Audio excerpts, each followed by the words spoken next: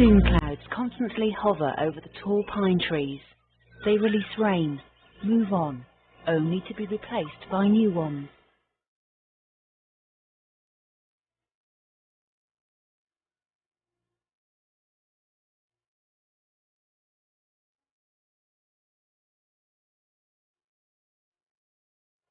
These rains are the sustainer of life in the forest, giving rise to majestic pine trees and nourishing unique flora and fauna.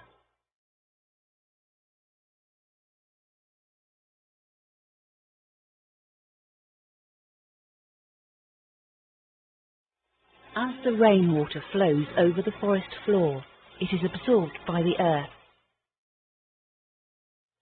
The rest seeps into rock crevices, eventually forming magnificent waterfalls and springs of crystal clear water.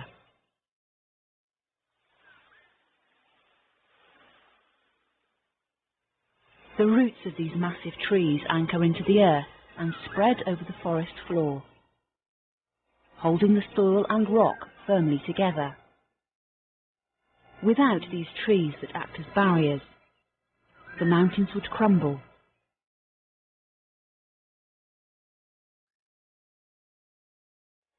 Water would wash away the rich soil, make the slopes barren and lifeless. The forest provides home to countless creatures. The hollow tree trunks provide shelter to birds and flying squirrels.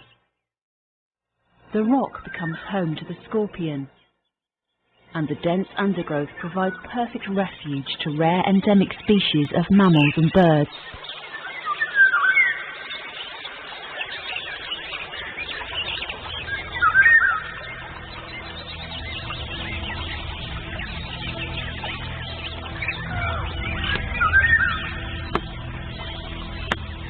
The serenity of the forest is broken as a woodcutter chops away at a pine that once stood tall and proud.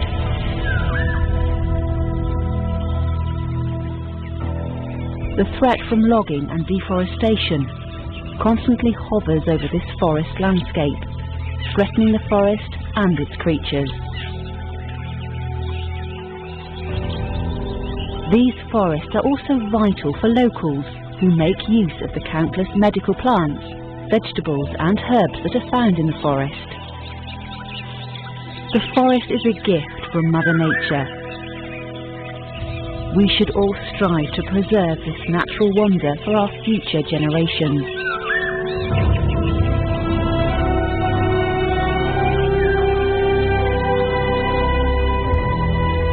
This is not only our responsibility, but our legacy to the children of tomorrow, who may never see the sunrise from between the treetops and hear the birds chirp to greet a new morning, a new day.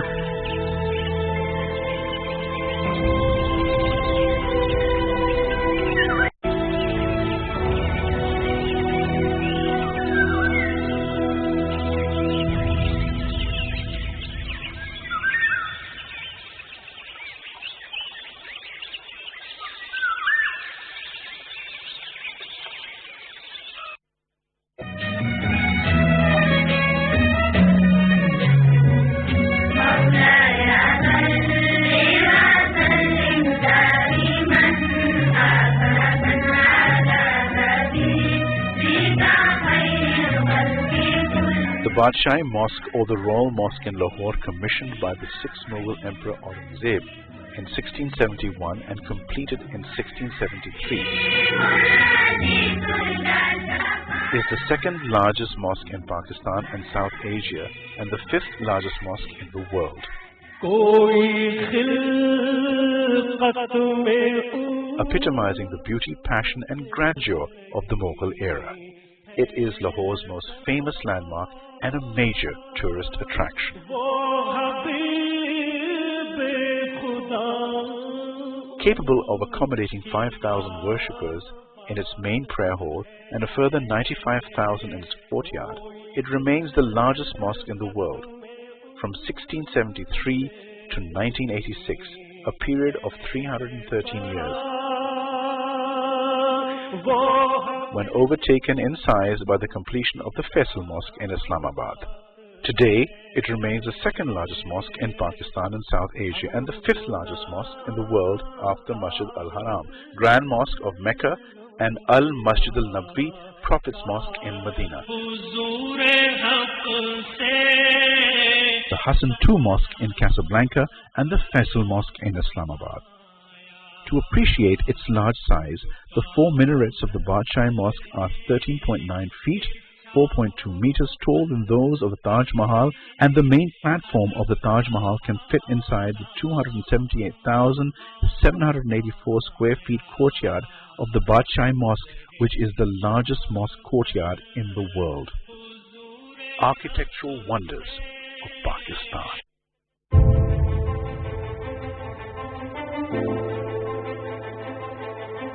Magla Hills, the heaven of Islamabad. The abode of God, a place where you can explore your soul and meet power of natural elegance of mountains. Spread over an area of 12,605 hectares, the Magla Range, the foothills of Himalayas, are youngest hills with an age of 5,000 years old.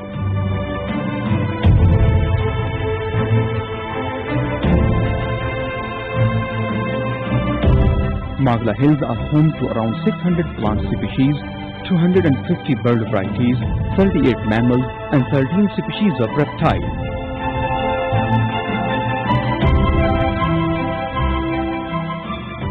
Magla Range is characterized by many valleys, scenic spots, and beautiful water streams, especially in the monsoon months. Famous for their tranquil environment and lush green natural splendor, Magla Hills are a particular source of pride, harmony, and spiritual delight. For the residents of Islamabad, many of whom make it a weekly ritual to scale the various trails to Damanago and Pir Suhawa.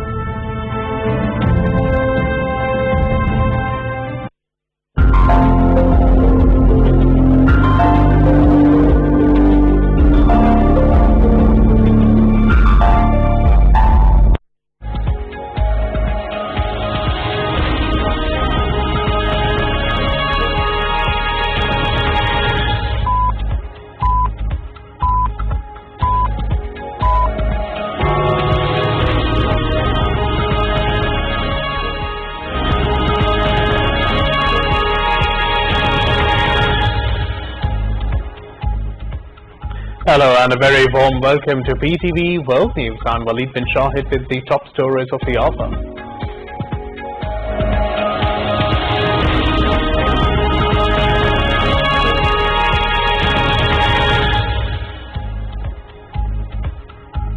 Prime Minister Imran Khan defends his government's decision to hold smart lockdown, which has been appreciated and followed worldwide. Says Pakistan is among 2 countries in the world that raised volunteer force during the pandemic. Prime Minister Imran Khan says the government is giving top priority to the sectors which generate employment opportunities for the youth. The Senate unanimously passes a resolution expressing serious concerns over the Indian barbaric atrocities and human rights violations in the occupied Jammu and Kashmir.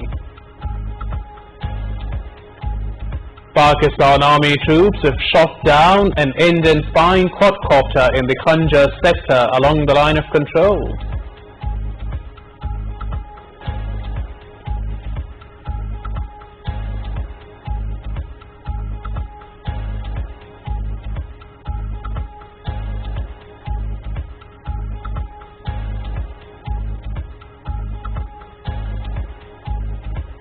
National Command and Operations Centre launches resource management system to ensure optimum utilization of the healthcare facilities against COVID-19.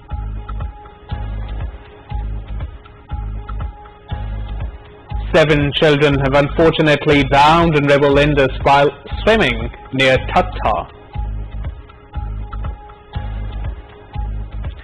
The number of confirmed coronavirus cases in Pakistan have risen to 89,249, while 1,838 people have died, whereas 31,200 patients have so far recovered.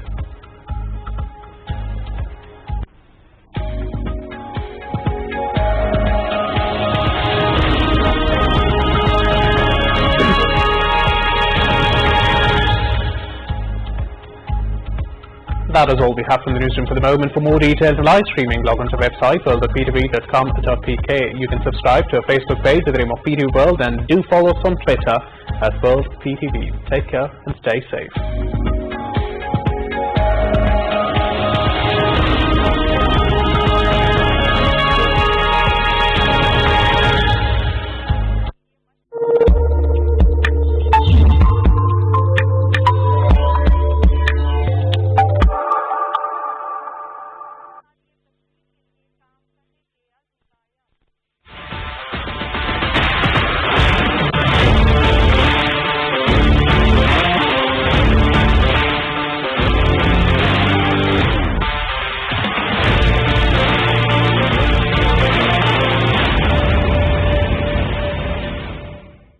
Welcome to Sports Extra. I'm your host Ali Gohar.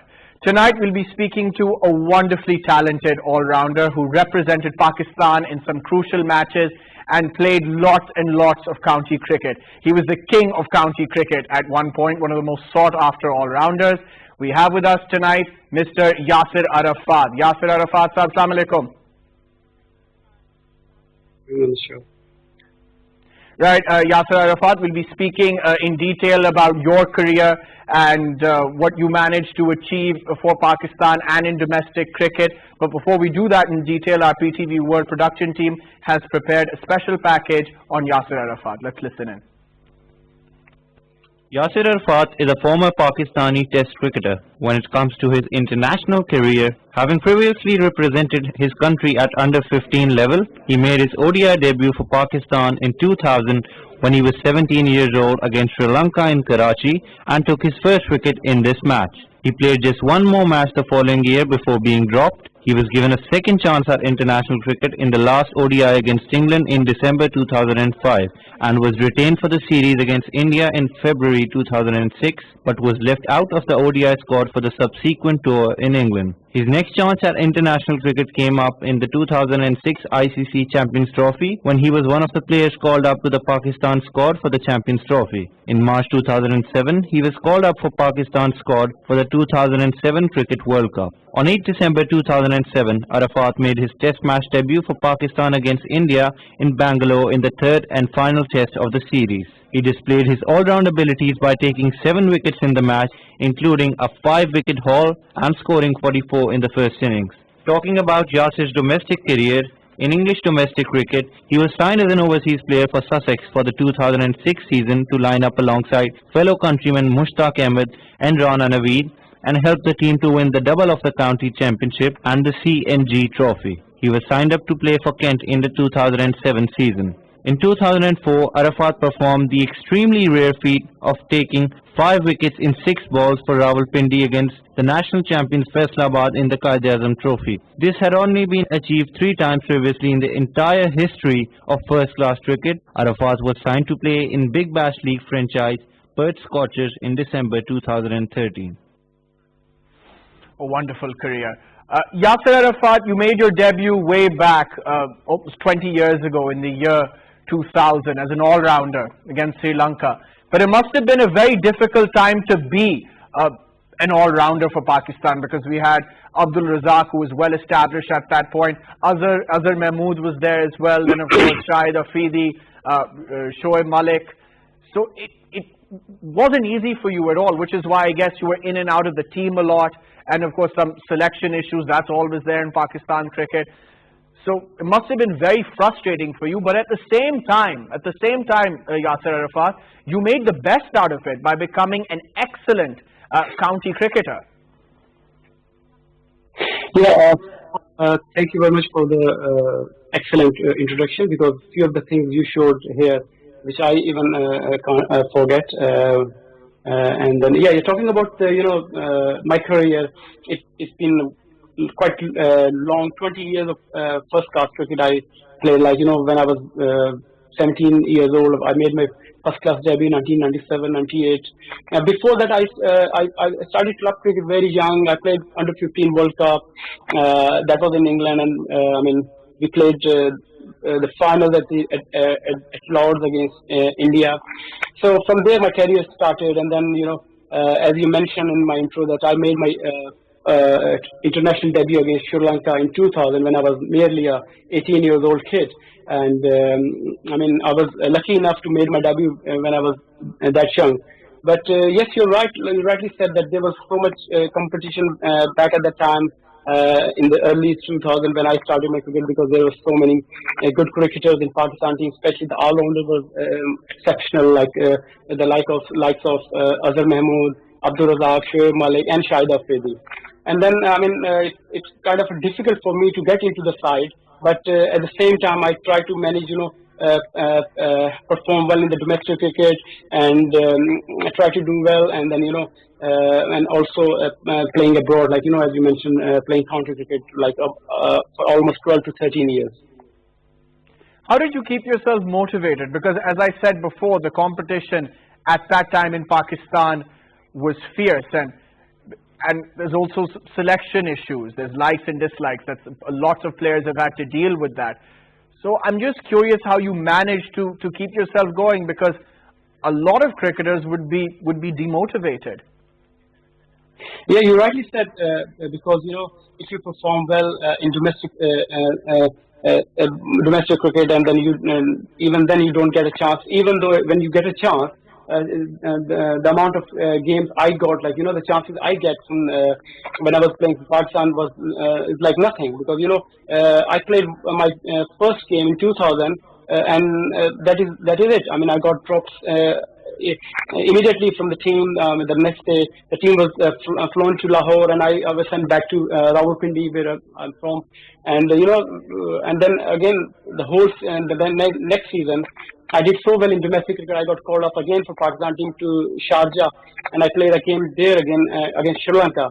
And then same thing happened again. I got dropped again after that tour, and then in between I played like 4 years back to back domestic cricket, and did so well. And you mentioned one of the world records, which I equaled during that time. And I never get a chance back till 2005 when I again played against England. It's talking about the motivation. I was lucky enough to got motivated by my dad. He was always there. He always motivated me, like these things happen wherever in Pakistan, or in any sport you go.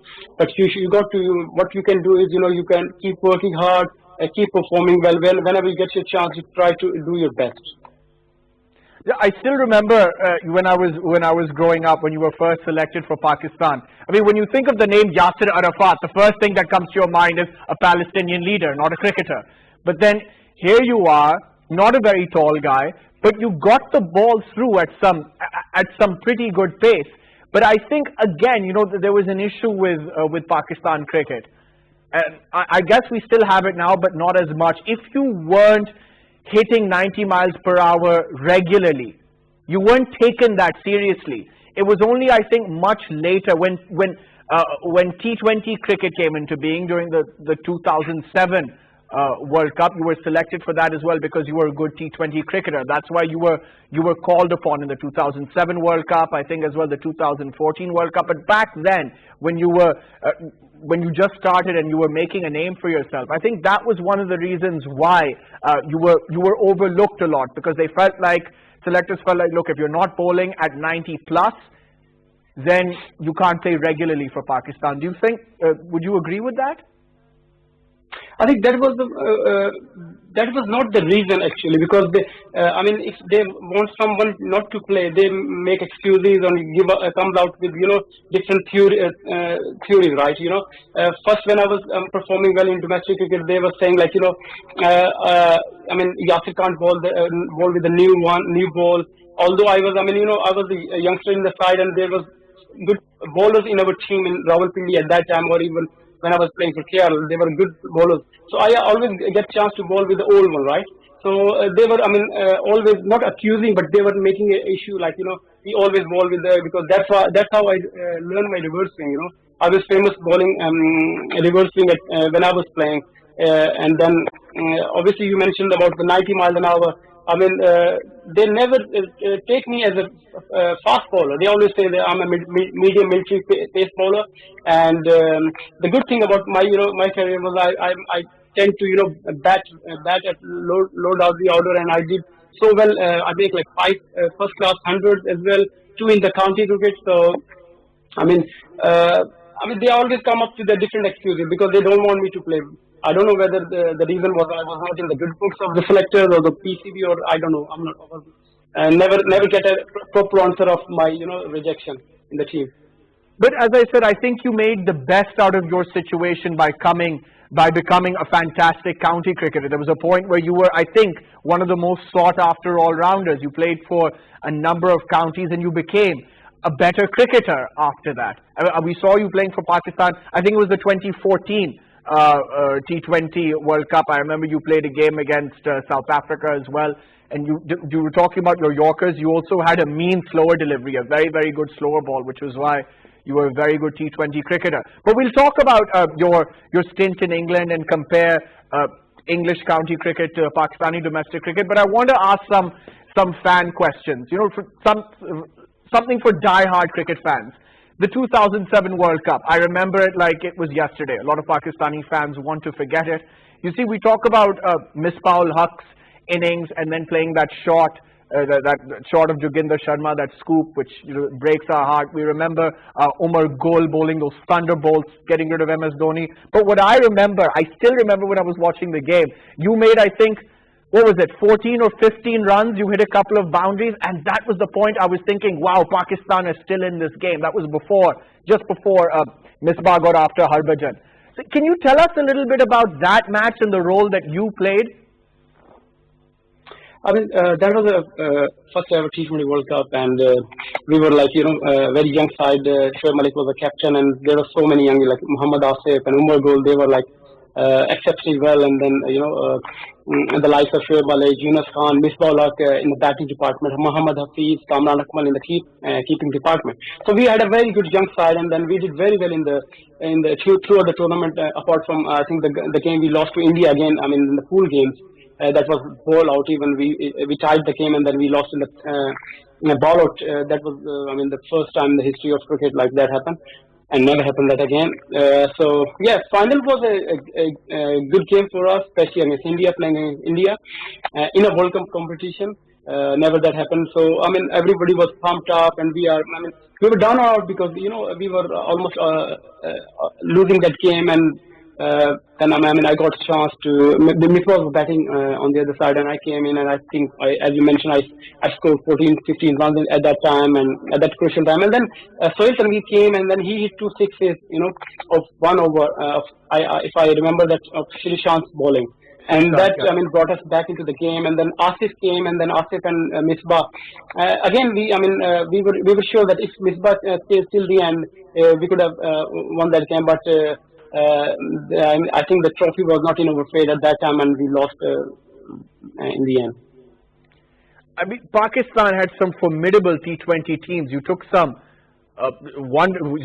great names there, some of the best T20 cricketers in the world, and you were a part of that. We talk about 2007. I think Pakistan in 2014. Am I getting the year right? I think that was also a formidable team.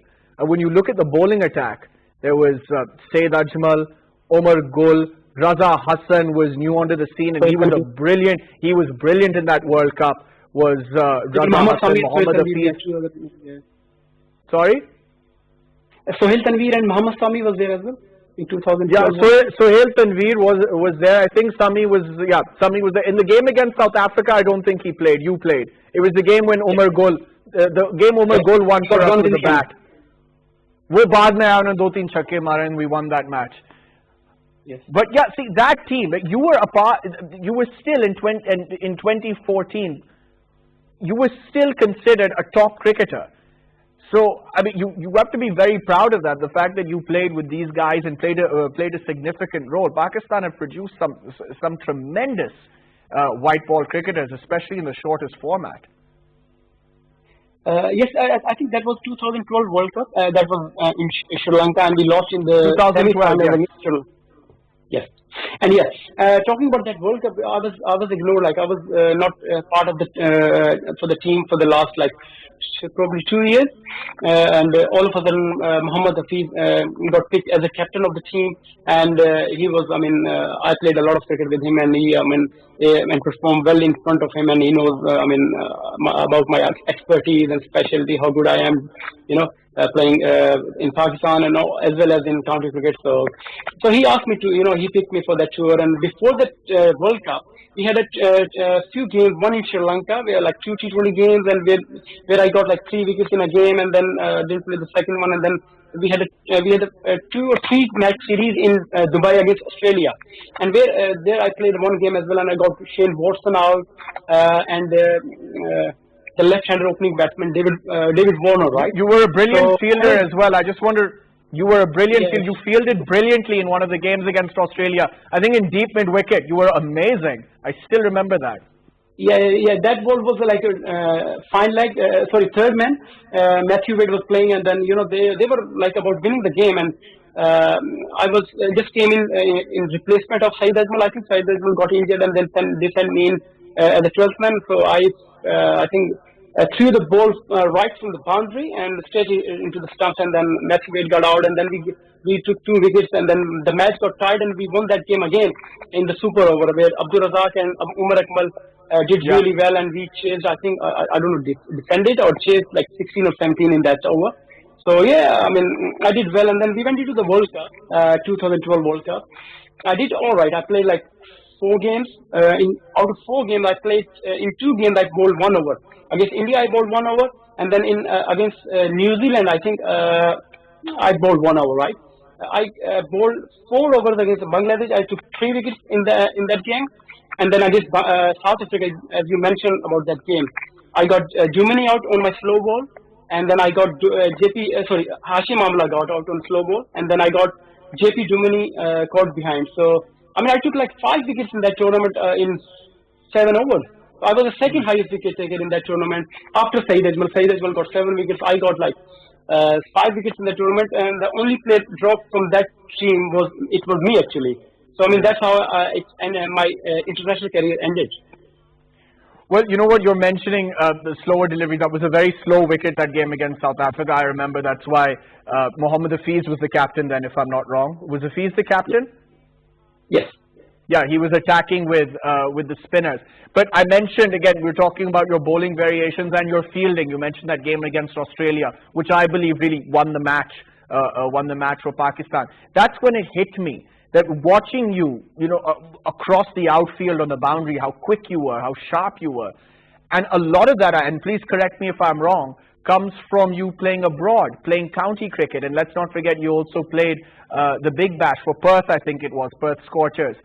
So tell us a little bit about county cricket, the years you spent playing in England, and how it honed your skills, developed your cricketing skills.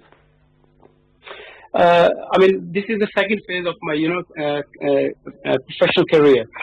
I was playing during all winter, I used to play for Pakistan, Rawalpindi, and then at the same time departmental cricket, which I used to play for KRL Khan Research Laboratories, and I'm honored to play for that team, because that team is run by Dr. Abdul Qadir Khan, one of the big names of Pakistan. So, and then when the season finishes in Pakistan, so I used to go to England to play. I started in 2000 when I was very young came here to play some club cricket. I played some 6 years club cricket back in Scotland, in Glasgow, which was a great learning experience for me. As a young kid, 18 years old, on his own, living in England abroad. You learn a lot of things on your own. You have got to cook by yourself. You meet different people, different life learning experience you go through, and that was a great experience for me. And then I came into county cricket, 2006. You mentioned I signed by Sussex. 2006. I mean, they are having the Sussex Mushtaq Ahmed and Rana Nabi, they were the two overseas players for them. But Pakistan had to tour to England in 2006. If you remember that oval match where there's a lot of controversial match at the forfeit. So Rana Nabi had to join Pakistan team in that year. So because as I was doing very well in Pakistan, domestic cricket, and Mushtaq Ahmed saw me doing well and doing a lot of reverse swing, a lot of long spells. So he saw me playing, doing well in domestic cricket. So he mentioned that once when you are playing in club cricket, so I will try to contact you, and you should come and give come to Sussex and give some trials, and then if they are okay with that, then you can they will sign you, and then you can play for Sussex. So I said yes. So I went to Sussex, and then immediately they signed me, and I had a 3-month stint with them in 2006, and we did so well in that year. So we won that champion trophy, like at that time, like 4-day count, we won that, and then at the Lords, there's a 50 over competition at Lords, we won that as well. So I had a very good season in that year. So because of that performance, other counties were interested in me, and then the following year I signed with Kent, and then from there, I played like 12 to 13 years non-stop continuous county cricket. Now, Yasir, what can we learn, or what can the Pakistanis learn from the English county setup? What are some of the things we should take from there? And while we're on the subject, what do you think of Pakistan's current domestic setup? You have the floor. In the past, you've seen like so many legends from Pakistan cricket, like Imran Khan, Javed, Majid, Zahir, and if you name it. Most of the players, they used to come here in the summer, and they play like 5 to 6 months of cricket continuously. Non-stop cricket. You got to travel a lot. You go to play in different conditions. It's like playing in county cricket is like it's like you learn a lot. You played against different players, different conditions, and you got to make sure you got to keep yourself very fit for the whole season. So you learn how to keep yourself fit, how to perform, how to responsible as a professional player. So I learned a lot from playing county cricket, so which helped me a lot in not just in cricket, in my practical life. So I would always say to the players back home in Pakistan that you should come whenever you get a chance, even club cricket. If you come here on your own, and you learn a lot. It's like coming here and you're in an academy system. It's like you got different coaches, you got nutritionists here, physiotherapists here, so you learn a lot from here. So I must always encourage the youngsters back home in Pakistan, so they should come here and play, and at least 1 year, and they should come here and play a county cricket or club cricket.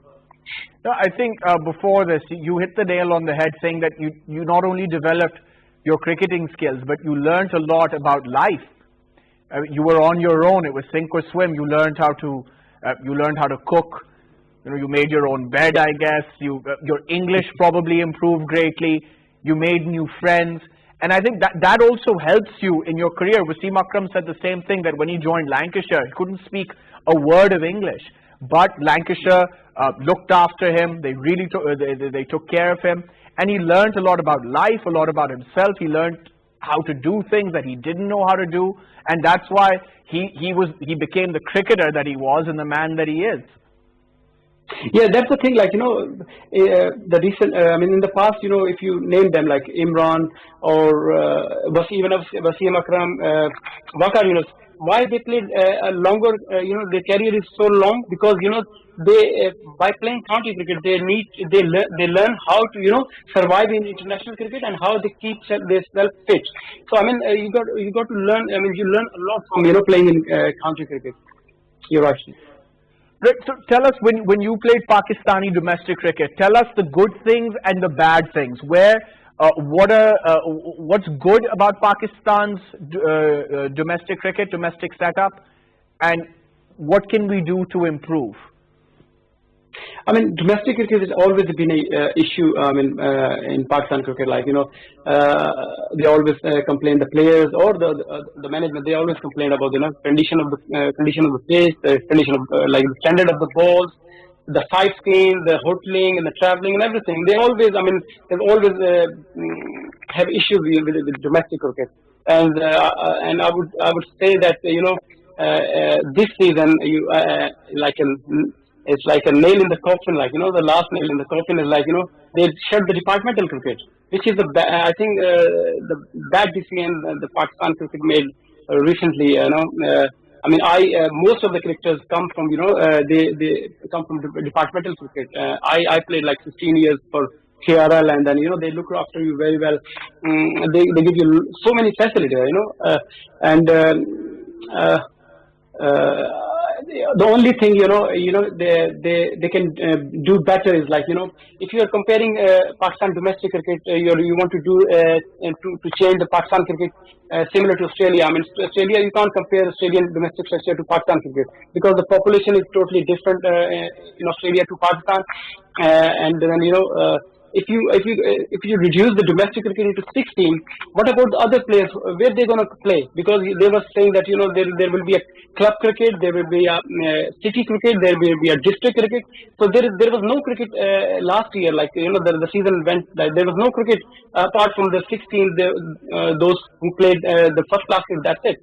So I think that's the bad decision by the PCB to shut the department. Because it was the nursery for Pakistan cricket. They used to have, coach team, under-19 team. After the under-19 team, the players, the department picks those good players, and they groom the players in their department. And they have a good infrastructure. Like they have, every team have to have their ground, the gymnasium, the swimming pool. They have nice infrastructure.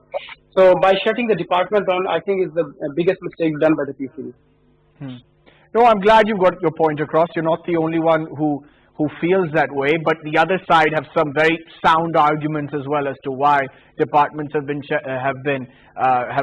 But I think it's just important to have this discussion, and it's particularly important that former Pakistani cricketers, great domestic cricketers like yourself, you've also represented Pakistan. It's very important that you get your point across.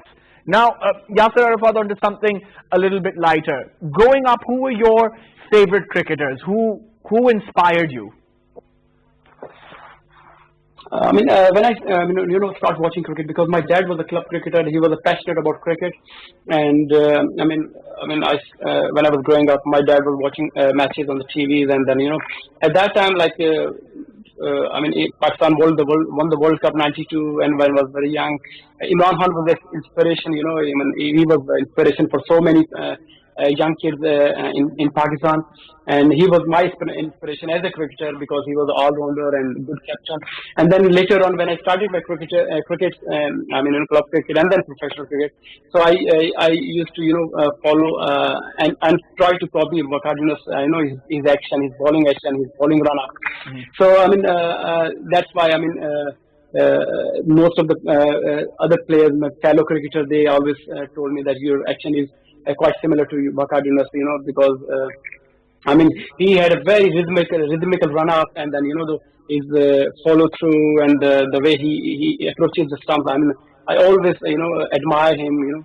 So he was my inspiration as well.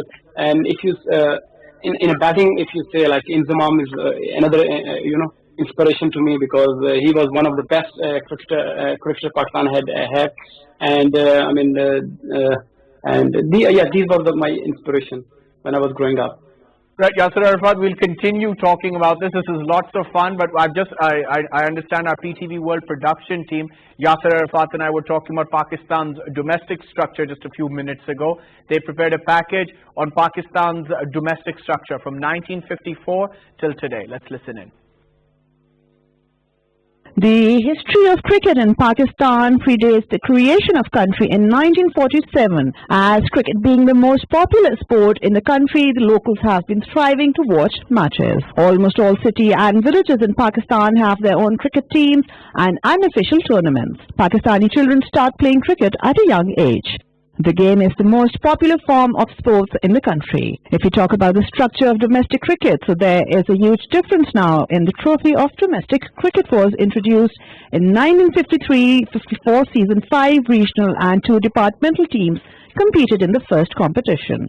The competition's format has seldom remained unchanged from one season to the next. It has been contested sometimes by regional teams, sometimes by departmental teams, but usually by a mixture of two. In 1956-57, it was decided that Karachi and Punjab would have to enter 3 teams each to make the teams more evenly matched. Former Pakistan captain Amir Suhail raised a strong voice for revival of club cricket, saying it has been left redundant for a decade and that the present Pakistan Cricket Board is putting the last nail in its coffin. Amir said that cricket structure has left at the mercy of God Almighty. No club cricket means no cricket at all. It is the very base of any cricket structure, and sadly that system in Pakistan has been laid to rest, he said. This is a bad omen for the future of Pakistani cricket. If things remain the same for a few more years, we won't have quantity or quality. The Pakistan Cricket Board announced a new domestic structure ahead of the 2019-20 season, which included the Quaid-e-Azam Trophy being contested by 6 newly formed regional teams. The Pakistan Cricket Board unveiled an ambitious and competitive 2019-20 domestic cricket structure, which revolves around the creation of a more quality and intensity-focused system to significantly improve first-class cricket and create sustainable success at international level. The new structure gives importance to club cricket, provide the best cricketing environment to young talented cricketers, reward top performers, create employment opportunities to former cricketers and qualified coaches, and bridge the gap between domestic and international cricket. Well, stakeholders are doing what they can to improve Pakistan's domestic structure, and just let's hope it gets better and better, and it needs to be more competitive. I think that's what the PCB and those at the fore are trying to do. Yasir Arafat, back to you. We were talking about some of your favorite cricketers growing up. You mentioned Waqar Younis. You tried to copy his action. I can't think of one young up-and-coming fast bowler who hasn't tried to copy Waqar Younis. You mentioned Inzamam-ul Haq. But what about some of the other cricketers?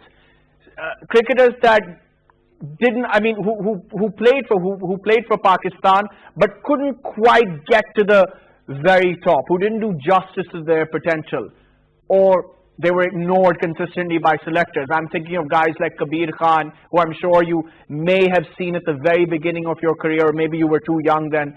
Shahid Nazir, Rana Naveedul Hassan, who played a lot for Pakistan, but he could have gone on. Rao Iftikhar, these guys. I mean, early on, like, when Waqar and Wasim was playing, like, it's very difficult and it's very hard for the young, young and new upcoming bowler to get to cement his place in the squad. If I remember that when Waqar Wasim was playing, then the third bowler was Aqib Javed. He played like few games, like few years for Pakistan. He was there for like about 10, 12 years, but he hardly played like 20, 25 test matches and 150 or 160 ODI. And in between, like, you have Ataur Rahman and different bowlers who played like few games. And as you mentioned, like other players like Abdul Razak, they were Abdul Razak and Azhar Mahmood. They stayed in the Pakistan setup or system because they were good. They were good all rounders actually, because they at the same time they have they more like 140 miles an hour. Their pace was good, 140 and 145 miles an hour. Like that was the thing, because they stayed more in Pakistan cricket. But if you compare the other bowlers like Muhammad Akram came, Shahid Nazir, but they struggled because and at the same time Muhammad Zahid, there was another fast bowler who was rapid fast, like who bowled like 95 miles an hour at that time. But he got injured quite early of his on his career. So I mean it's bit of both. Difficult to kept themselves in the Pakistan team. At the same time, they, I think few of them got injured, quite early in their career. And also, I would say that there was a lot of nepotism, liking and disliking. If you are in the good books of the selectors or the captains, then you can survive in the Pakistan team. Otherwise, it was very difficult. And if you say Shoaib Akhtar, he came into the side, he missed his good 2 to 3 years playing domestic. He says he should have played in 94, 95. That's what he says. Yes, I mean that's what he said, and I was following him, and I played a lot of cricket with him, and when he was playing for Rawalpindi and Kerala, and we used to say him, see him training hard and bowling a lot of long spells and taking a lot of wickets in domestic cricket. But even then, he got ignored. The PCB used to send him into Super 6 Hong Kong tours or maybe under 19 or A tours. But I would say that he was ready to play for Pakistan at that time. So he missed his good 2 to 3 years at that time.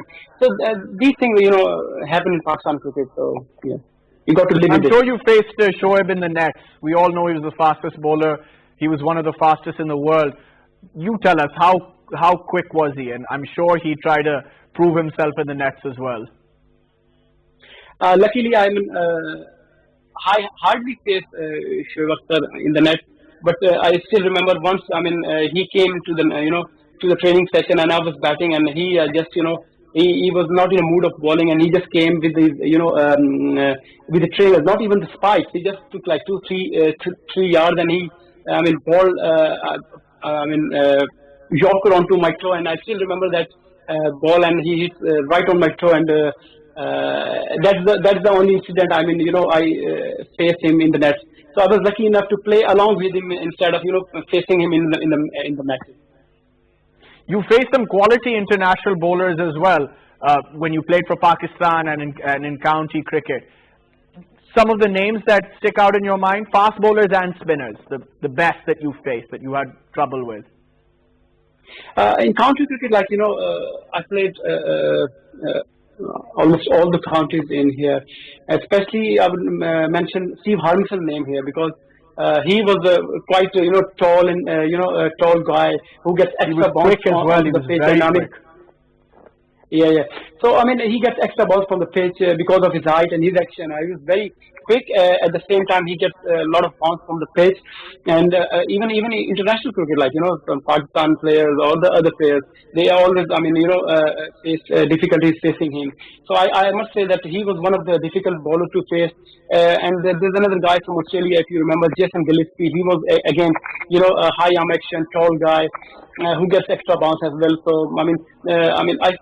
I would say these two bowlers find them difficult to face. Yeah. I remember Gillespie. It was, for me, very underrated, because there was Glenn McGrath and Brett Lee. But I think Gillespie with the new ball alongside McGrath. I think Michael Bevan was once speaking about him in an interview. He said Gillespie was rapid. He could be rapid, and his seam position was brilliant. He'd land the seam absolutely superbly. So yeah, I'm glad someone has mentioned Jason Gillespie here, because he was one of my favorites growing up. Now, Yasir, you've seen lots of all-rounders.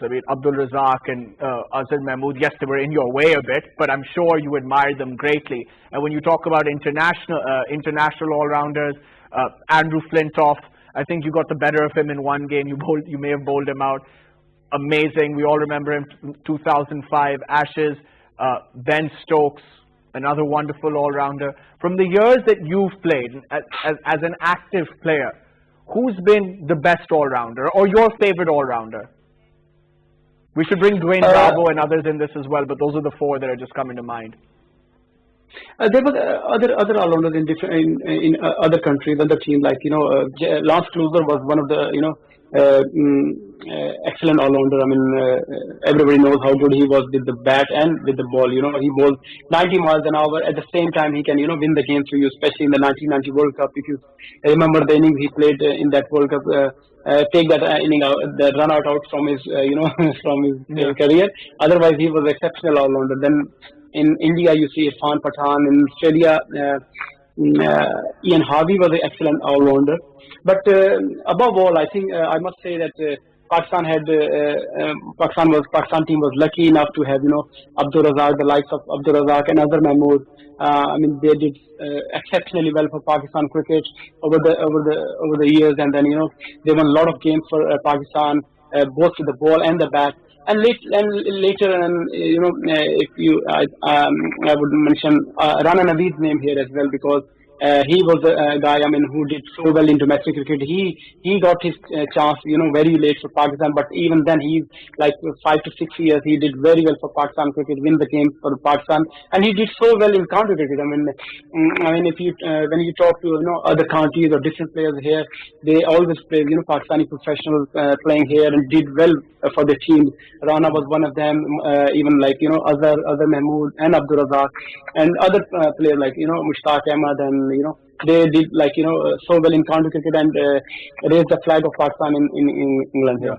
You mentioned Rana Naveed. We're running out of time, but again, I'm talking to you not like an anchor here. I'm a cricket fan. I'm being a fanboy right now. You mentioned Rana Naveed. He had a killer Yorker as well, one of the best and a very good slower ball. And you later on in your career developed an excellent Yorker and a good slower ball. Did you learn a lot from Rana Naveed, or were there other cricketers that helped you out? Yeah, I mean, talking of Rana Naveed, I mentioned his performances for Pakistan and county cricket. At the same time, he did so well in the Big Bash. He played for Hobart Hurricanes for 2 or 3 years, and the people loved him there and his bowling. When I was playing in Big Bash, I had a 2-year stint with first coaches, and that was a great experience for me as well. Justin Langer was the head coach there, and there were so many big names from Australian cricket. They were playing there as well, and he did. Ronan did so well in Big Bash as well. Yes, he was a good. He got a good Yorker, a good slow one, and good bouncer as well. So he was like a top package in a T20 format. Yes, about my Yorker or my skills. I learned a lot, when I was playing club cricket, we used to have a very old ball. Some balls are like even 100 overs old ball. So what we used to do is we tape the ball on the seam and then, keep practicing with that. So we keep this, we try to shine the one side and kept the other side rough. So from there, I think I learned a lot from there to how to reverse the ball, where the angle of the wrist and where I need to release the ball, and where you're looking at the base of the stump, things like that, which I learned from even club cricket, and then over the period of time playing with our senior players like Azhar Mahmood, Abdul Razak. I learned a lot from from the senior players in my era as well. Yasir Arafat, final question because we're running out of time. The most satisfying moment in your career, either playing for Pakistan or county cricket, something that sticks out, something that you're very happy about. Final thought, and then we're coming to the end of the program. The tough one, I know. Great feeling was great. Yeah, no, it is a tough one. I played like for Pakistan international domestic cricket. I played in the county cricket for many years, and then I played in Big Bash. So the thing still in my keeps me gives me goosebumps or what you call sticks into my mind was I was playing for first coaches Big Bash, and the head coach was Justin Langer, and once we are having a team chat, and everybody was sitting there, and he was talking to me, and he was mentioning me that Yasir, when I saw you bowling your run up, it's just like a poetry. So that was from one of the legends of cricket, Australian cricketer. That's I sum up my cricketing career with that, these words from the cricketing legend. Yasir, I'm not sure if you've seen the test on Amazon, but I think you should watch it. You'd really like it, because not only are you a fine cricketer, I watched the whole series. And isn't it amazing? My son, he always watches that, and I messaged Justin Langer about the test about that series, and he was very happy. And then I said to, and he was saying sorry to me, not in the sense that he was sorry. He was saying that there was a lot of swearing in that in that series. So he was saying that I'm sorry about that because your son was watching as well. So I shouldn't be doing that. So, but at the same time, it's a great learning as a coach, because I'm into coaching now. So it's a great learning experience for me as well. Watching that test. Yasir, this is the first time you and I got to speak, and I must say it was a pleasure. We didn't take a single break. That's how great for me this conversation was. And you're a very intelligent guy. You've had a fantastic career, and we wish you the best going forward. Yasir Arafat, thank you very much for talking to us. Thank you very much. On the show. It was wonderful. That's all we have time for. Keep watching Sports Extra on PTV World. See you next time. Bye-bye.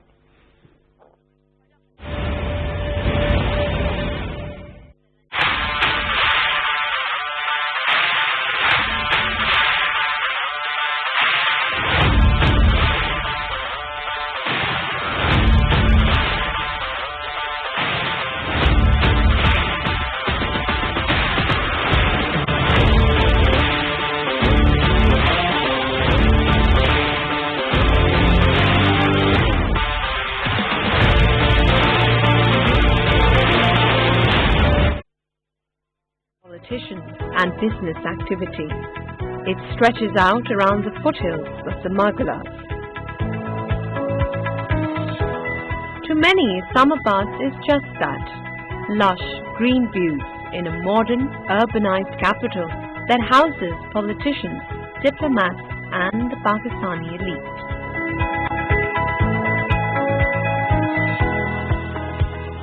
But it is while driving through the stucco gates that the line between urbanization and traditionalism blurs us into an eclectic blend of the past and the present. The alleyways that bend through the village hold remnants of a rather colorful, regal history. A tourist site today, the village was once a garden resort known for its natural springs.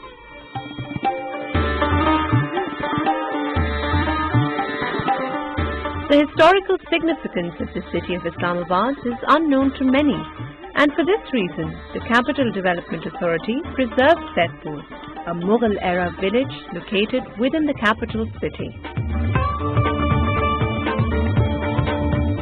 Through the periods of history that Saidpur has existed, it has been influenced by civilizations such as the Gandhara, Greek, Buddhist, Mughal, Ashoka, and British colonialism. Saidpur village is said to be 300 years old, but the elders argue it is even older than most believe it to be. Saidpur's name originates from Sultan Said Khan. He was the son of the Ghakkar chief of the Pothohar region during Mughal Emperor Babur's reign, Sultan Sarang Khan. The village was gifted by Sultan Said Khan to his daughter, who married the Mughal Emperor Jahangir, the son of Emperor Akbar. मैं सन 30 से पैदा हुआ तो इस गांव का नाम सैदपुर था। उस पहले जो नाम था वो राजा सैद खान हमारा बड़का था। उसने इलाका फतह किया। उसने फतेहपुर बावली नाम था, गुरुद्वारा भी था, मस्जिद भी थी। हम लोगों के साथ एक दूसरे के साथ प्यार करते थे। Later, the village was recognized as a pilgrimage site by the Hindu commander Raja Man Singh.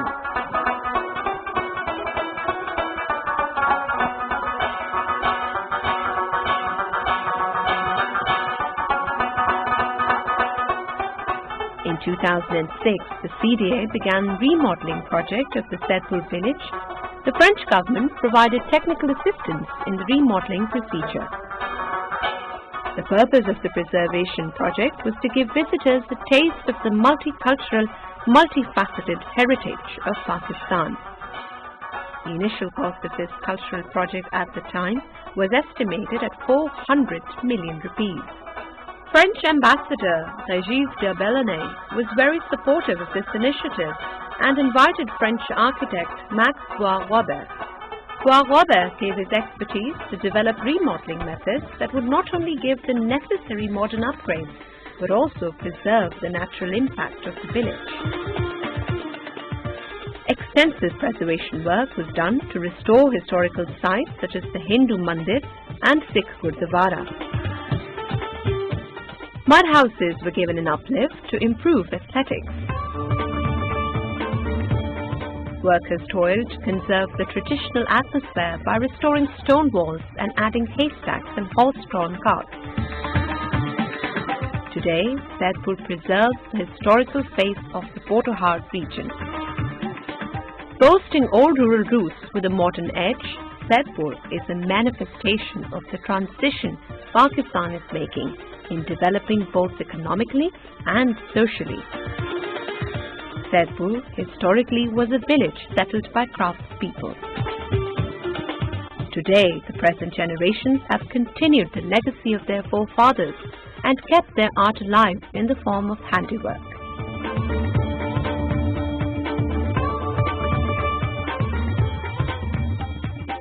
कि जो